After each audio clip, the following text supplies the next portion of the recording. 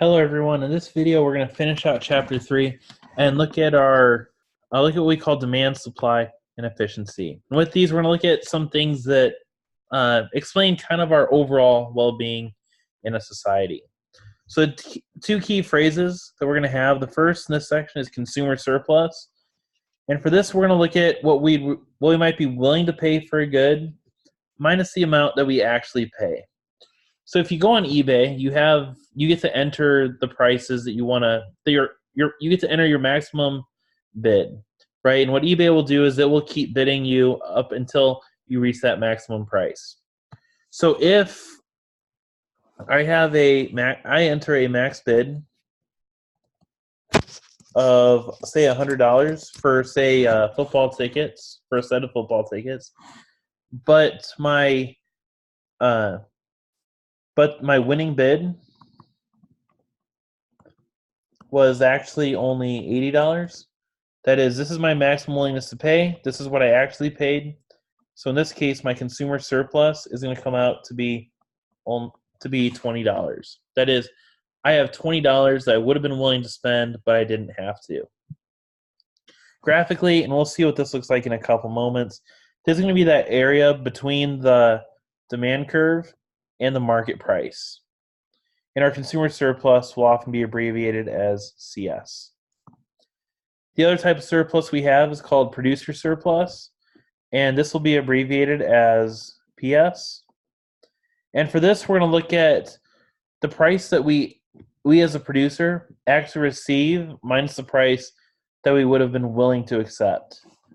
So another part on eBay is you can set a reserve. And this reserve is kind of like saying, hey, if it doesn't get up to this price, it's not going to sell. I'm just going to hold on to it. So in this case, suppose that we said that our winning bid, again, was $80, but we set a reserve, and this is more or less our minimum price, equal to $60. In this case, we'd say that we have a producer surplus equal to 80 minus 60, which is $20. Right? I'm willing to, if push came to shove, I would take $60 for these tickets, but I get to make $80 off them, so I'm $20 better off than what I would have accepted. So when we look at this graphically, this will be the area between the price, or the market price, and the supply curve. And then when we put these together, we get what's called social surplus, economic surplus. The phrase I most often use is total surplus. And to find our total surplus, all we're going to do is add our consumer surplus plus our producer surplus. Then the last little part of this is called our deadweight loss. And this looks at how much total surplus do we lose when we produce at an inefficient quantity. So to show these off, the first case that we're going to look at is suppose we have a free market case. So with the free market case, we're going to have an axis just like normal. We'll have a price and a quantity. And then we'll have a downward sloping demand curve and an upward sloping supply curve. And on these, we can note the equilibrium price and quantity. So to find our consumer surplus, what we do is we'll take, again, the area between the demand and the price. And what this will come out to is this nice little triangle right here. And this will give us, again, our consumer surplus will be right up here. Then on the opposite side of this triangle, right, the area between the price that we received minus the supply curve, or what we'd be willing to receive for a good, we'll have our producer surplus. Again, I'll fill out this a little bit. We have our producer surplus right down here.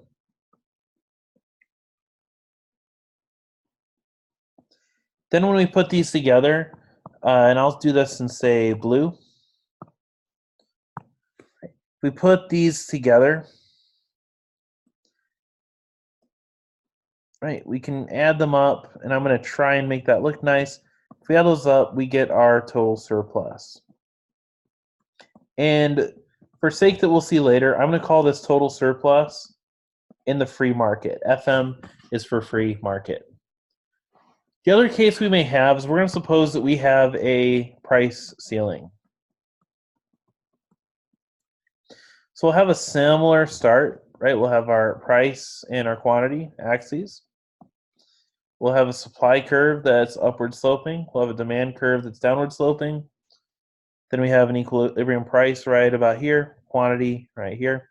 But this time we're going to impose a price ceiling right about here. Excuse me. Look at it something like this.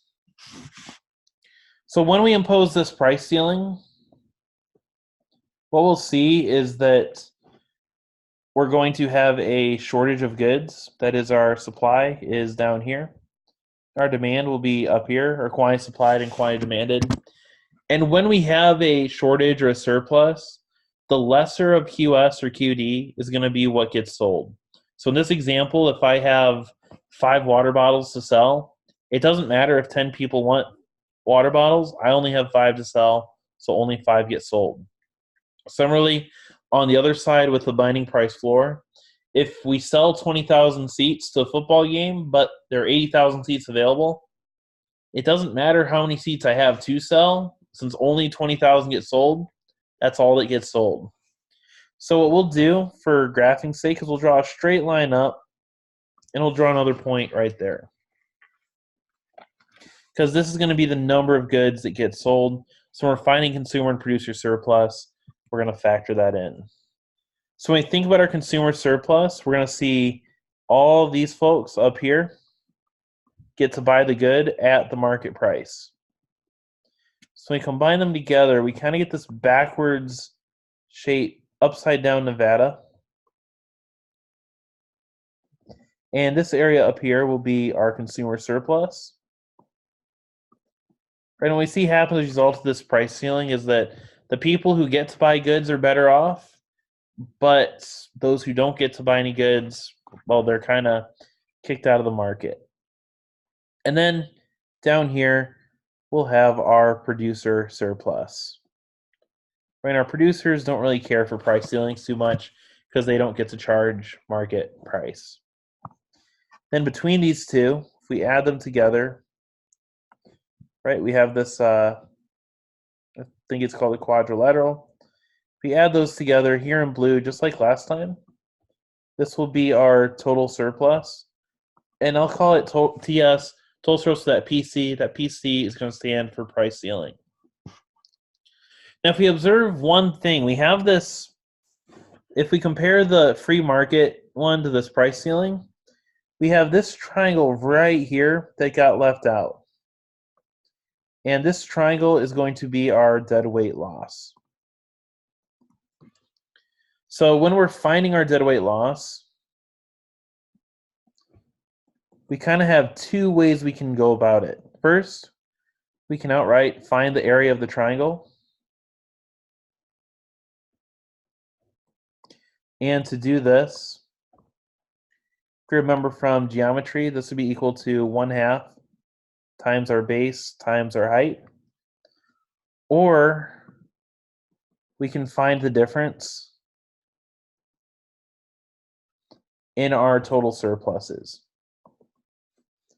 That is, our deadweight loss will be equal to the total surplus from the free market minus the total surplus from when we have a price ceiling. That difference will give us the deadweight loss. It kind of just tells us how much surplus did our economy lose by going into this state. And one last little note with our deadweight loss. One, we're going to be considered efficient if our deadweight loss is equal to 0. And the second thing we'll notice is that as deadweight loss increases, then the efficiency in our economy will decrease. So I hope this is helpful to y'all. This was the last video for Chapter 3.